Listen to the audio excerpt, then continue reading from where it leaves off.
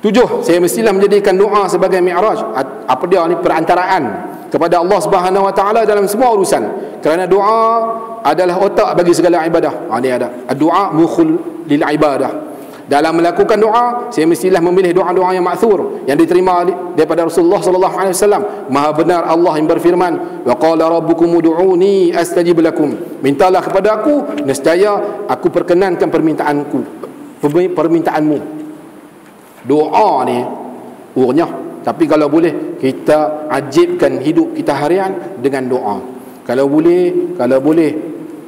boleh pilih waktu-waktu mustajab, tolong jangan lepas. Hak mana hak ada ibu lagi, ibu telefon dia kak suruh dia doa. Saya tak ada lah, senjata tu tak ada dah. Perempuan ni Allah bagi, yang ni ibu lah, hebat. Saya membawa sahabat menjumpa Nabi ulang 3 kali. Mak hang baru pak.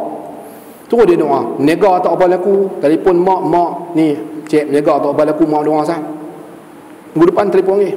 Taubat laku taubat lahum orang kata. Laku dengan doa mak ni. Jadi guna peluang-peluang ni. Waktu-waktu mustajab. Waktu mana? Waktu nak iqamah, nak semayang. Waktu mana? Ketika sujud. Banyak waktu. Waktu mana? Waktu tahiyat akhir sebelum bagi salam. Jangan lepas tu. Anak jemua ni, buah nak mampu sah. Bukan takat angkat tayar depan dengan belakang, dia angkat dua-dua pun bisa terbang.